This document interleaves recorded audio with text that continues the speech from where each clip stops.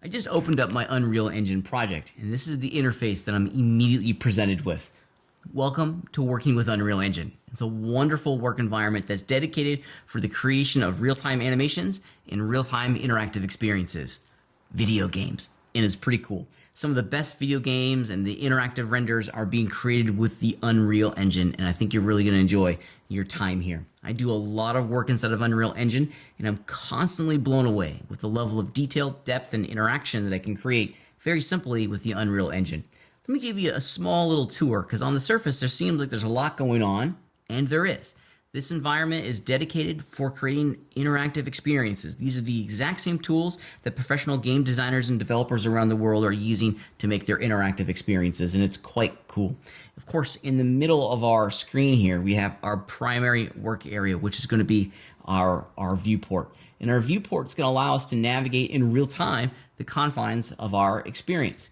Working inside of our viewport and navigating around is really, really simple. Let me show you how to do it real fast. A couple ways you can do it. Of course, like almost all things 3D, you gotta have a good keyboard and a mouse, and there's a whole series of viewport navigation controls that will allow us to navigate. So I'm holding down the Alt key and left clicking and dragging, and I'm doing a simple orbit. Now I want you to be very mindful here of how and where we're orbiting around. We're orbiting around the center of our screen. So orbits around the center with Alt, left mouse button. Now if I wanted to move my camera left, right, up, and down, once again I'm going to hold down that Alt key, but I'm going to hold down the middle mouse button. And you can see that I can move it left, right, up, and down, which is also pretty neat. So one might imagine if we were to do Alt, right mouse button, we can zoom in and out. So very similar keyboard shortcuts that we're used to seeing in other environments. However, one of the cool things about Unreal Engine is that this is a game engine, which is pretty neat. Inside the game world, we often use the A, S, W, and D keys to navigate around our first person or our third person games. And we can do the exact same thing inside of Unreal Engine. And this is how I like to fly around my scene. I'm going to hold down, click and hold the right mouse button. And then I'm just going to do ASWD, and I can very quickly fly around my scene. Q and E is going to raise and lower the elevation of your character's perspective or of your perspective inside the scene as well. So you're going to see me flying around using the ASWD keys. It's just easier for me, but there's a lot of different ways that you can navigate around inside of your scene. Like other environments, specifically with Substance Painter, if you get way out here and you want to get close to your objects, you can click on them, just left click on them, hitting the F key, F as in frame. It's going to allow you to zoom in and fill the window with whatever it is that you have selected. Now there's a couple other things to be mindful of inside of the viewport itself. We're not going to go through all of the details because there is a lot, and I mean a lot of information packed into this one viewport. So I want to let you just kind of explore it a little bit on your own. But just know in the upper left-hand corner we can change how the viewport is being drawn. This is not an indication of how the game is going to look. It's a visualization of what the on-screen graphics are being presented. Specifically, for example, I can do unlit and not see any of my lighting effects. I can go into wireframe mode. I mean, there's just a lot of choices, all of which I'll let you explore going forward. We can also change the perspective of our scene. Maybe we want to see it from the bottom or from the top. FYI, it's automatically gone into wireframe mode in this particular moment. The default's perspective, and that gives you this wonderful perspective view of our three-dimensional scene. So on the upper left, it's all viewport visibility, shader styles, and controls. On the upper right-hand side of our viewport, we have a whole series of wonderful tools. Now, these are global viewport tools. This is a little confusing when you first start off because they don't really explicitly say it, but this is the selection tool. Move, rotate, scale. They all work and behave exactly the way that we're accustomed to working and behaving over inside of Blender. We can also change the transform pivot point to have a global or local orientation for the object that we have selected. FYI, we can snap to surfaces, which is pretty cool in this next one. It's a very wonderful snapping system. It doesn't have the complexities of the snapping engine that we're used to seeing and working with over in Blender, but just very quickly snap inverts around is pretty easily done with this. Now all of these buttons in here are going to be up to you to determine how you want to use it. What these allow us to do is enable snapping at both the grid, They kind of like, I think of it like this. This is snapping for position, rotation, and scale. If you look at the moment right now, we are grid snapping. So whenever we move something around the scene, it's going to snap the center point of the object to define grid markers. Same with rotation angles. If I was to rotate a cube, it would rotate it at 10-degree increments. And same with scale. We can snap to scales. These are defaulted on. For me personally, and this is entirely up to you to determine how you want to work, I turn these off. Makes it a little bit more fluid in my workflow inside of Unreal Engine. This last one over here is the camera speed, how fast we kind of fly around the scene itself. The default value is of 1, and if I was to hold down the right mouse button and then do ASWD to fly around, you can see what it kind of looks like.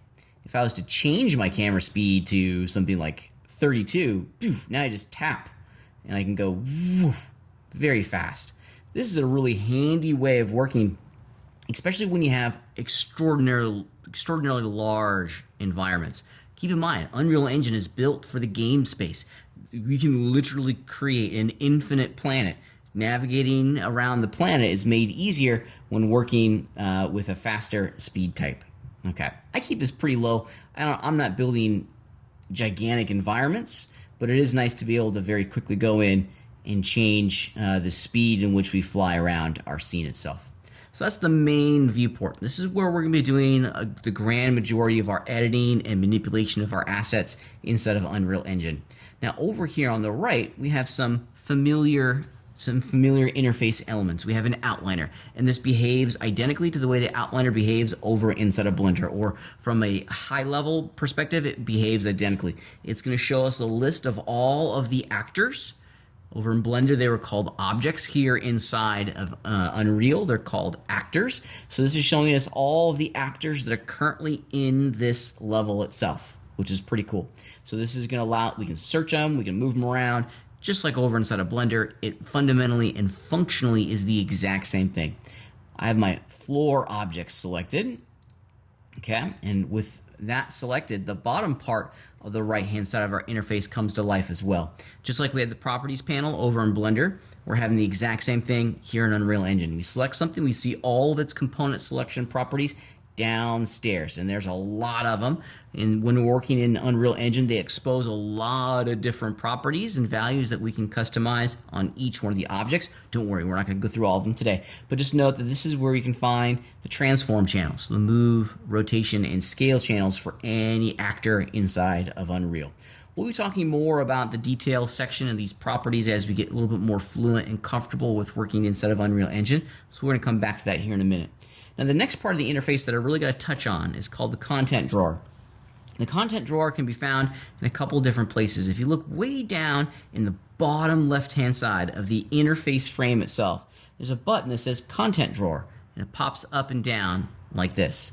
This content drawer is our asset library. This is going to be where we're going to be able to import and manipulate and edit a number of different file types of the assets that are going to be used inside of our real-time animation. And there's a bunch of stuff down here. FYI, the default configuration is that we can hide and show that content drawer by holding down Control Space. So we can just pop it in, do our work, then have it go away when we're not done with it. I think given the context of this class and how often we're going to be coming back to this content drawer, I'm going to do something a little unique. I'm going to open up my content drawer, and then I'm going to choose this dock in layout, which is permanently going to put it at the bottom of my frame, something like that, and that works for me. Now, what's cool about working inside this content browser, and I apologize for being a little bit in the way here, is that on the far left-hand side, we're going to have a folder hierarchy. That folder hierarchy is going to allow us to navigate to all of the files that are inside of our Unreal project directory.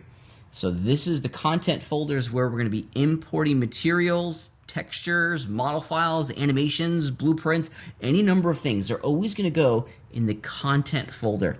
The content drawer is our way to get access to this content folder very, very directly.